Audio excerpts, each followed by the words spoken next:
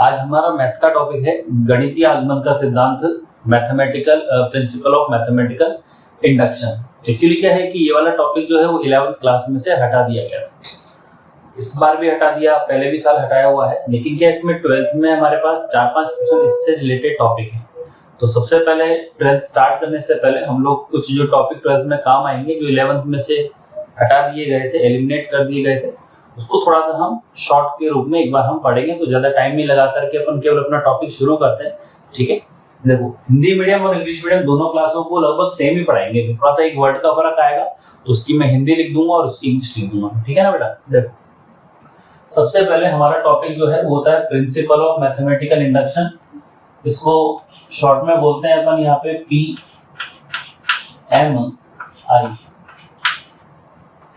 Principle of mathematical induction इसको हम लोग यहाँ पर कहते हैं। ठीक है, और हिंदी में इसको हम लोग कहते हैं यहाँ पे गणितीय आगमन का सिद्धांत।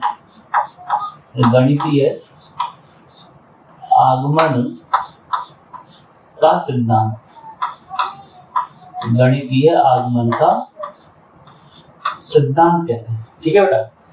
होता है क्या, देखो इस सिद्धांत के अंदर एक्चुअली ये जो टॉपिक है ये आपके 11th में तो स्टार्ट होगा और आगे तक जब तक आप इसको पढ़ाई करेंगे, आपसे भाई आप बीएससी करोगे, एमएससी करोगे, तो कहीं ना कहीं ये टॉपिक आपको हमेशा टकराता रहेगा। इस टॉपिक की विशेषता क्या होती है भाई, इस टॉपिक के अंदर इंपॉर्टेंट ये बात है कि कोई भी जो क्वेश्चन आपको दिया जाएगा वो पहले से ही सही होगा। जो भी प्रश्न आपको दिया जाएगा वो पहले से ही सही होगा। तो सही प्रश्न को सही सिद्ध करने के लिए जिस कॉन्सेप्ट का यूज किया जाता है उसी को अपन प्रिंसिपल ऑफ मैथमेटिकल इंडक्शन या गणितीय आगमन का सिद्धांत उसको हम लोग यहाँ पर कहते हैं। ठीक है, इसमें जैसे हम लोगों ने जब एमएससी में पढ़ा था तो एमएससी में हमारे इसके 3 टॉपिकों में इसको डिवाइड कर दिया गया है कि भाई 3 पोर्शन में आप इस क्वेश्चन को सॉल्व कर सकते हैं। जिसका प्रश्न होता क्या है, इसमें एक कॉन्सेप्ट होता है। सबसे पहले मैं इसमें पैटर्न बता रहा हूँ आपको, मैं यहाँ पे आपको इसका पैटर्न बता रहा हूँ कि भाई पैटर्न क्या रहने वाला है। ठीक है, जो भी प्रश्न होगा सबसे पहला काम आप ये करेंगे कि जो भी प्रश्न है आपको उसको एज्यूम करना है कि वो पीएन के सच दैट, पीएन के क्या है, सच दैट।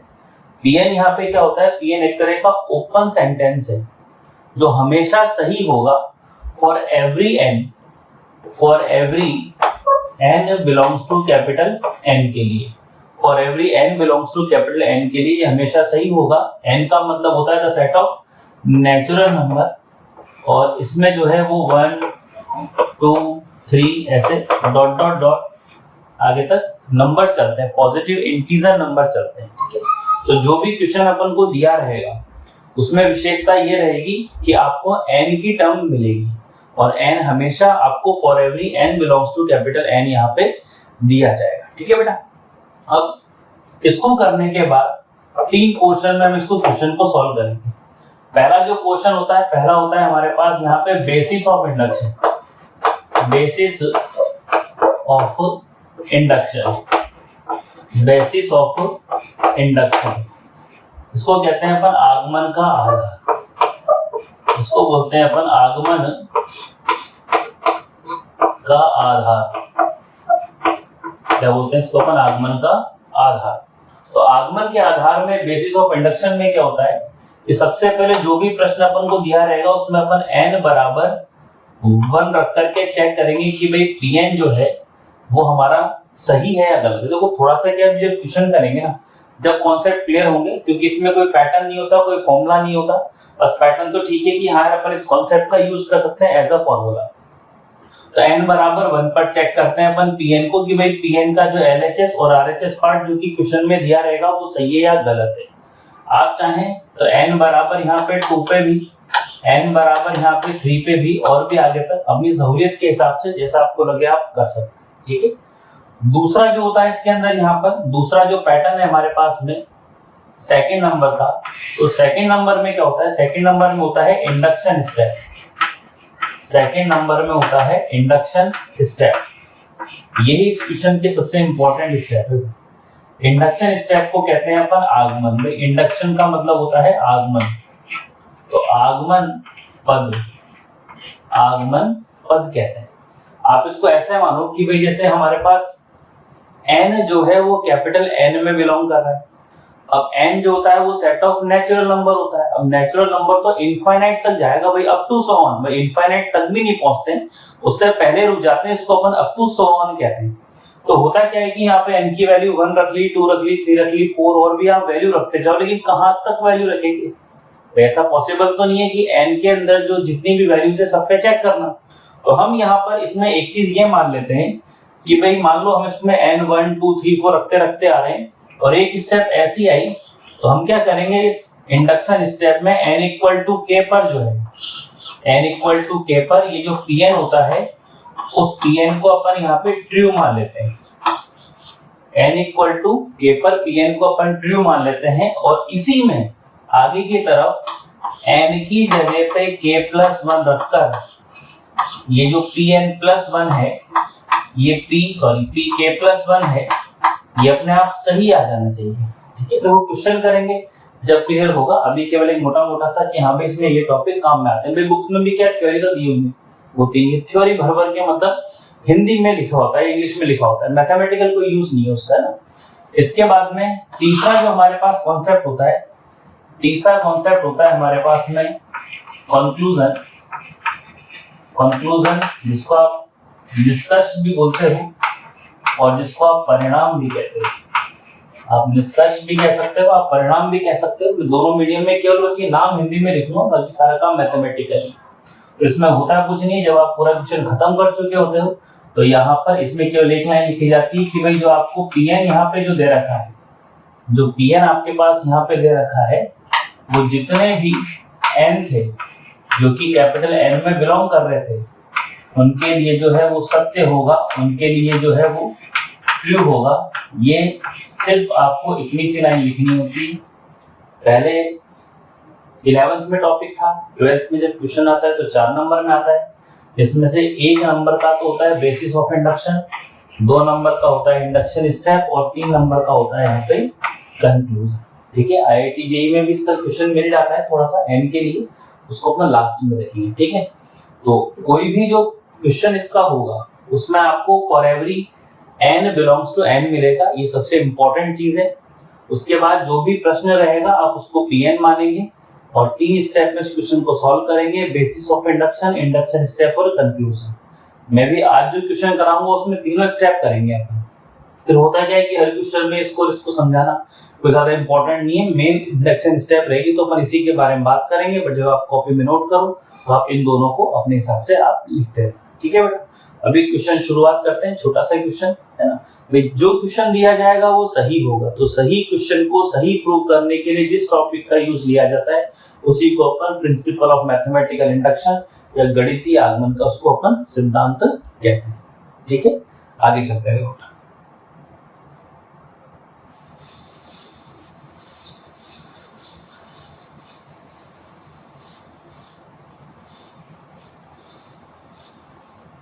देखो एक क्वेश्चन कर लेते हैं अपन पहले। ठीक है, देखो मान लो आपको क्वेश्चन इस तरह से दिया जाएगा, ये क्वेश्चन दिया जाएगा कि भाई आपको प्रिंसिपल ऑफ मैथमेटिकल इंडक्शन का यूज करके आपको प्रूव करना है कि 1 + 2 + 3 + ... प्लस n जो है ये होता है n × n + 1/2। ठीक है, अब अगर आप देखो तो ये आपके पास फर्स्ट n नेचुरल नंबर का सम है कि नहीं है ना, और आपने 10th क्लास तक पढ़ा हुआ है। और इसका जो सम होता है वो n × n + 1/2 आता है।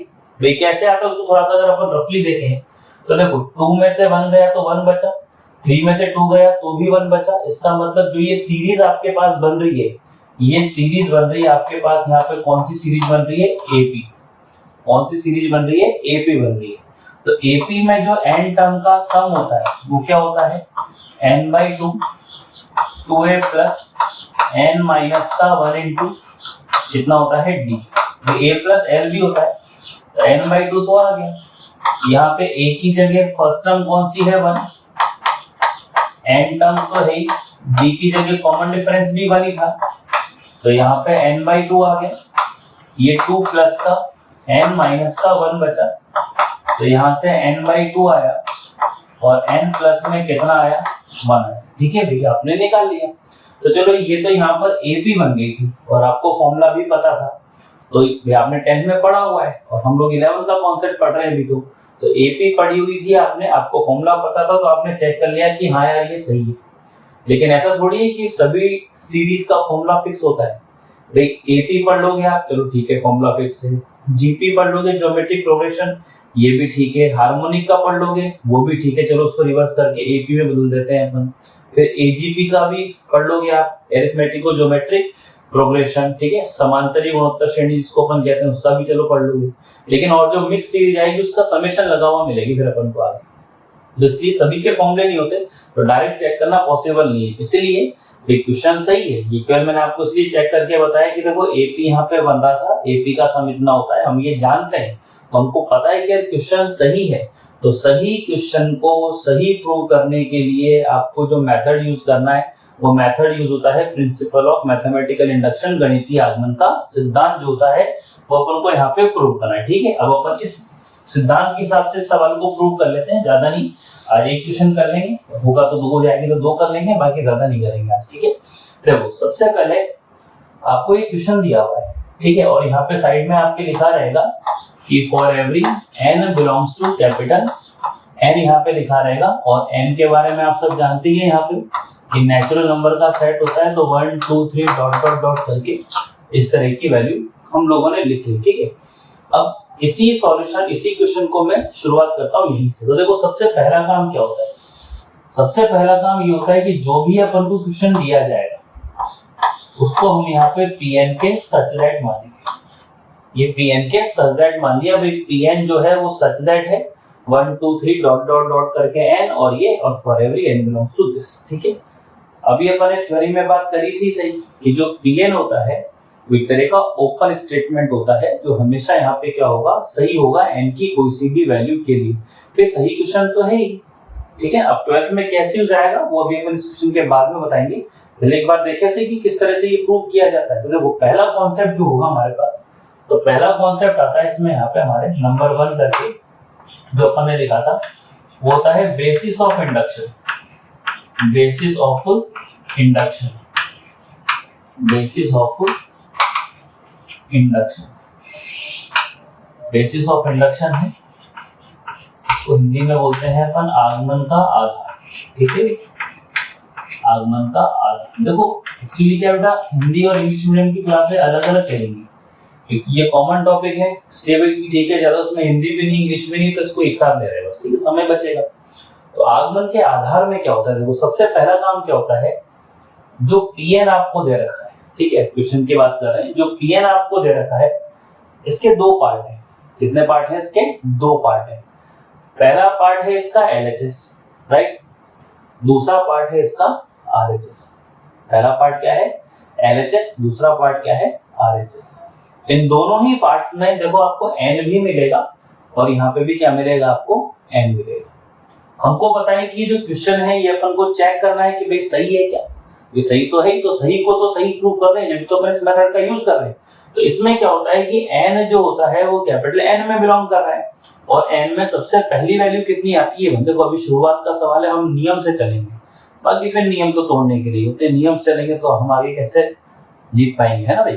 तो n की जो वैल्यू है वो अपन सबसे पहले 1 रखना शुरू करते हैं। तो देखो सबसे पहले गणितीय आगमन के सिद्धांत में क्या होता है, n बराबर 1 पर, ठीक है, n बराबर 1 पर या एट n इक्वल टू 1।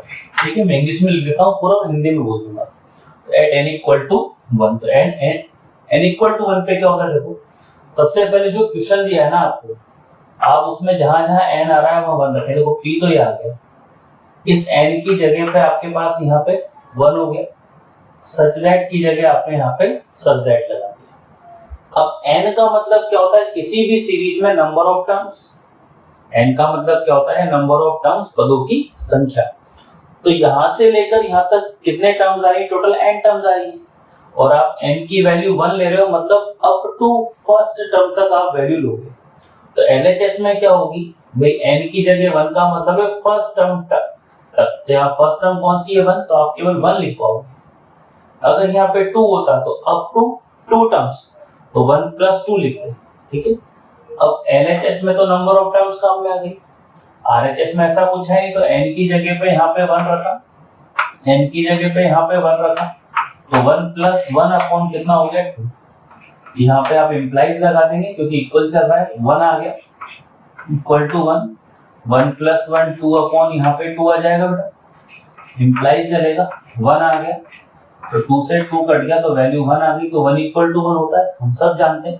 तो ये चीज जो है वो यहाँ पे ट्रू हो गई। इसका मतलब क्या हुआ कि जब Pn में आपने n की जगह 1 रखा तो Pn ट्रू हो गया, मतलब n = 1 पर इसका LHS RHS दोनों क्या है बराबर। तो इस यहाँ पे फिर लिखा जाता है कि भाई then Pn is true, then Pn is true for n = Pn जो है वो n = 1 पर क्या है ट्रू है, ठीक है। इतना सा हम बोर्ड में करके आ सकते हैं इस बेसिस ऑफ इंडक्शन में, ठीक है। क्योंकि पहला क्वेश्चन है हम समझ रहे हैं, तो कहीं ऐसा आपको लगे कि हो सकता है कि n = 1 के सारे क्वेश्चन सही आते होंगे, तो अपन थोड़ी सी समझाने के लिए अपन n = 2 पे भी एक बार चेक कर लेते हैं, ठीक है। देखो n = 1 के बाद n = 2 है, तो एट n = 2 पे भी लिख लेते हैं, ठीक है। n = 2 पर तो p की जगह पे p तो है ही, तो p की जगह पे p तो है ही, n की जगह पे आपने 2 रखा, तो n की जगह आपने यहाँ पे क्या रख दिया 2 रख दिया। अब 2 रखा है तो LHS में तो नंबर ऑफ टर्म्स आएंगी, तो 2 टर्म लेनी है अपन को, तो 1 + 2 लेंगे अपन, तो 1 + 2 इक्वल टू RHS में n की जगह 2 रखेंगे यहाँ पे, तो 2 आ गया, और 2 + 1 अपॉन, तो 2 से 2 कट गया बेटा, तो देखो 1 + 2 करने पे 3 आया और 2 + 1 करने पे भी 3 आया, तो 3 की वैल्यू 3 होती है ना, तो n = 2 पे भी LHS और RHS दोनों वैल्यू कैसी आ गई सेम आ गई। इसका मतलब यहाँ पे इंप्लाइज हो जाएगा कि Pn is true for n = 2।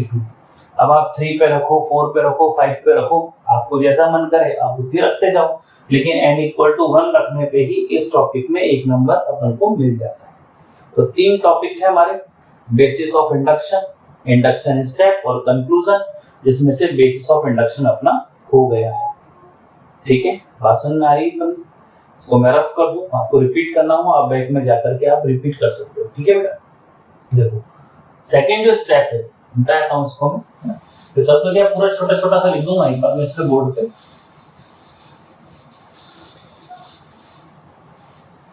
देखो second step most important step इस टॉपिक की, सेकंड नंबर पे है इसमें इंडक्शन स्टेप,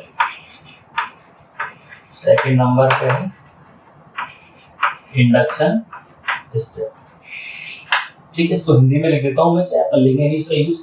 इसको कहते हैं अपन, इंडक्शन को कहते हैं आगमन, और स्टेप को कहते हैं अपन यहाँ पे, ठीक है। बस इतना सा हिंदी चलाएंगे, वो ज्यादा नहीं है भैया, बाकी Hindi medium English medium class अलग अलग।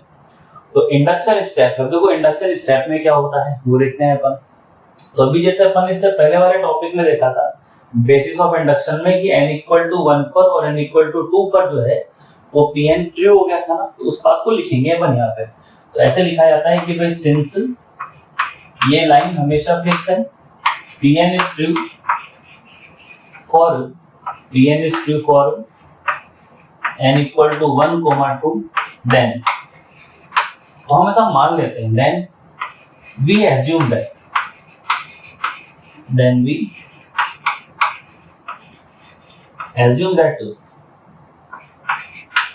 Pn is true for n = k, मतलब जो Pn है ना वो n = k के लिए क्या है सही है, तो n = k के लिए सही है। इसका मतलब जहां जहां पर भाई जो 1 लिखा था तो 1 टर्म तक, 2 लिखा था तो 2 टर्म तक, अगर 3 करते तो 3 तक, n करते तो n तक, तो k कर रहे हैं तो कहां तक k तक। अब k कहां पे आएगी भाई, इसमें क्या होता है देखो Pn आएगा ऐसे, तो इस n की जगह पे क्या आ जाएगा k, सच दैट 1 + 2 + 3 + ... प्लस इस n की जगह पे k आ जाएगा और यहाँ पे भी k आ जाएगा और k प्लस 1 अपॉन 2, इसको इक्वेशन नंबर 1 दो। हमेशा जो आपको pk मिलेगा उसको इक्वेशन नंबर 1 मिलेगा। pk का मतलब यहाँ पे आमिर खान से नहीं है, pk मतलब pk है भाई n इक्वल टू k पर जो pn है उसकी वैल्यू ये आ रही है, ठीक है। तो n इक्वल टू 1 पे सही था, 2 पे सही था, 3 पे भी सही होता, 4 पे भी, 5 6 करके सही आता जाता। तो अपन n इक्वल टू k कोई भी इंटीजर हो सकता है अभी बीच में से बहुत बड़ा, जहाँ पे हम लोग सॉल्व भी नहीं करने जा रहे, लेकिन हाँ अपन एज्यूम कर ले। मैथमेटिक्स इसलिए तो इतनी अच्छी है, हमने नहीं करा फिर भी सही है। अब क्या होता है, अब है मेन चीज, ये जो क्वेश्चन आपको दे रखा है ना, जो क्वेश्चन आपको दे रखा है उस क्वेश्चन में जहां जहां n आ रहा है, जैसे ये आ रहा है तो इस n की जगह k प्लस 1 अपने आप आना चाहिए, इस n की जगह पे भी k प्लस 1 अपने आप आना चाहिए और इन दोनों n की जगह पे भी k प्लस 1 जो है वो अपने आप आना चाहिए। ये जो स्टेप है और इसीलिए इसकी इंडक्शन जो स्टेप है वो इम्पोर्टेंट होती है, ठीक है। अब मैं थोड़ी सी आपको एक ट्रिक बताता हूँ। क्या होता है, जो क्वेश्चन मिलेगा अपन को प्रिंसिपल ऑफ मैथमेटिकल इंडक्शन का, उसमें आपको 11-12 लेवल पे दो टाइप के क्वेश्चन मिलते हैं। एक तो एलएचएस में या तो आपके पास प्लस होंगे, जो टर्म्स होंगी ना वो सारी की सारी कैसी होंगी, प्लस होंगी, और नहीं तो फिर आपके पास एलएचएस में मल्टीप्लाई में टर्म्स होंगी, जैसे ये 1 into 2 into 3 into dot dot dot n हो जाता है। तो इस तरह से तो दो टॉपिक के कॉन्सेप्ट है, एक तो है प्लस का और एक है मल्टीप्लाई का। तो सबसे पहले तो अपन यहाँ पे अभी चूंकि हमारे पास प्लस के कॉन्सेप्ट है, 4-5 क्वेश्चन अपन प्लस के करेंगे, उसके बाद इसको आगे चलाएंगे। तो अभी हमारे पास प्लस का कॉन्सेप्ट, तो वो करना क्या होता है अब आप समझो, जो भी है अब है मेन। यहाँ तक तो हर क्वेश्चन में सेम चलेगा और यहाँ के बाद सभी क्वेश्चन में अलग हो जाएगा। तो तरीका क्या होता है, देखो कॉन्सेप्ट क्या है, कॉन्सेप्ट ये है कि जो पीके आपको दे रखा है ना, जो पीके आपको यहाँ पर दे रखा है, उस पीके का जो एलएचएस है, भी दो पार्ट है, ये है एलएचएस और ये क्या है, आरएचएस। तो इस पीके का जो एलएचएस वाला पार्ट है, ठीक है, उसमें ये देखो कि के आपके पास कहाँ पे आ रहा है, तो के आ रहा है आपके पास यहाँ आ रहा है, के कहाँ पे आ रहा है, यहाँ पे आ रहा है। तो पीके का जो एलएचएस वाला पार्ट है, उस एलएचएस में जो के वाली जो टर्म है जिसमें के आ रहा है, तो उस के की जगह रफ में बिग के आ रहा है, तो के की जगह रफ में क्या कर दो आप, के प्लस 1 कर दो। ऑब्वियसली सिंपल सी बात है कि के की जगह के प्लस 1 करोगे तो के प्लस 1 ही आएगा। अब ये जो के प्लस 1 आया ना, बात समझ में आ रही है कि भाई जो पीके है, इस पीके का जो एलएचएस वाला पार्ट है, उस एलएचएस वाले पार्ट में जहां पर के आ रहा है वही तो के वाली टर्म है, तो उस के वाली टर्म में के की जगह के प्लस 1 कर दो। के प्लस 1 करने पे जो टर्म आपको मिली उसी को आपको दोनों तरफ ऐड करना है। ऐड क्यों करना है, क्योंकि एलएचएस में प्लस है। अगर मल्टीप्लाई होता तो मल्टीप्लाई करते, डिवाइड होता तो डिवाइड करते, माइनस होता तो माइनस करते। लेकिन मिलेंगे दो तरह के प्रश्न, एक तो प्लस होगा और एक मल्टीप्लाई होगा, ठीक है। तो अभी देखो यहाँ पे क्या होगा, लाइन लिखनी पड़ती है, लाइन क्या लिखनी पड़ती है, यहाँ पर ऐड कर रहे हैं ना अपन, तो क्या होगा, add k plus 1, add k plus 1 both side of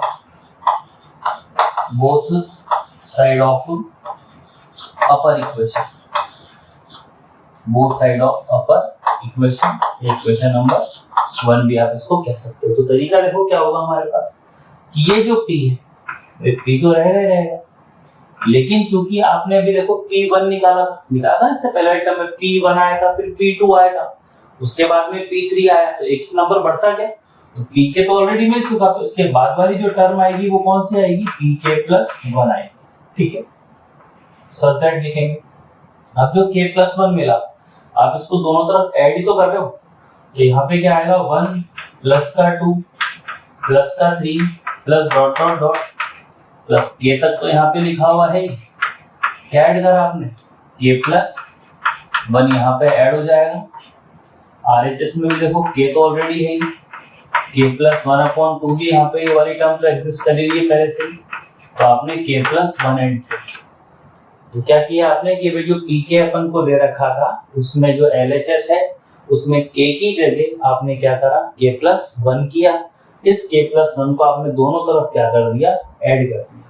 तो एक ऐड यहाँ पे हो गया, एक ऐड यहाँ पे हो गया। अब जैसे ही आपने ऐड किया ना, अब देखो मैच करो कि मैंने क्या बताया था कि क्या चाहिए अपन को, जो क्वेश्चन अपन को दे रखा है उसमें जहां जहां पर n है सब जगह k+1। तो देखो क्या क्या मिला, p की जगह पे p आ गया, p की जगह पे p, n की जगह पे कौन आया, k+1। ये तो आना चाहिए था, सच दैट आ रहा है। देखो 1 + 2 + 3 + dot dot dot, last term में क्या आना चाहिए था, k+1, तो k+1 आया। तो ऐसे आपको यहां तक तो हमेशा मिलता रहेगा। अब आपको राइट हैंड साइड वाला हिस्सा सॉल्व करना होता है, तो यहीं से हम क्या करते हैं, राइट हैंड साइड को उठा लेते हैं। अब ये आपको सोचना है कि आपको कैलकुलेशन कैसे करनी है। कैलकुलेशन करने का सबसे इजी पैटर्न होता है कि अगर आपको कुछ कॉमन दिख रहा है तो आप उसको कॉमन निकालते हो। कॉमन निकालने से क्या होता है कि हमको याद भी नहीं पड़ती और हमारी कैलकुलेशन छोटी हो जाती है, ठीक है। तो देखो k+1 और k+1 में से मैं k+1 कॉमन निकाल लेता हूँ। तो LHS तक तो मिल ही गया। अब मेरा काम क्या है कि इन दोनों n की जगह पे k+1 लाना है बस। तो इन दोनों में से k+1 कॉमन निकाल लिया, यहाँ आपके पास में k आ गया, अपॉन में यहाँ पे 2 आ गया, ठीक। यहाँ पे आपके पास 1 बचा, तो 1 के नीचे 1 लिख देता हूँ। ये यहाँ पे k+1 आई गया, इनका एलसीएम निकालोगे तो 2 और 1 का 2, तो यहाँ पे k तो ये आ गया, 2 में 1 का डिवाइडेंड 2 बचा। अब देखो k+1 तो ये है ही, क्या मैं k+2 को k+1 +1 ऐसा लिख सकता हूँ ना, क्योंकि k+1 चाहिए। अब देखो आप RHS में क्या लाना था, इक्वल की जगह इक्वल आ गए, इस n की जगह पे कौन है, k+1, इस n की जगह पे भी k+1 और +1/2। तो कुल मिलाकर हमारा जो काम था वो ये था कि भाई जो Pn यहाँ पे आ रहा है, इस Pn में जहां जहां पर n आ रहा है उन सभी n की जगह k+1 लाना था। तो यही हमारा लास्ट क्वेश्चन होता है कि भाई n की जगह k+1 k+1 k+1 k+1 आ गया। इसका क्या मतलब हुआ, इसका मतलब हुआ कि जो आपको Pn जो दे रखा था ना, तो Pn इज ट्रू और n इक्वल टू कितना आ गया, k+1।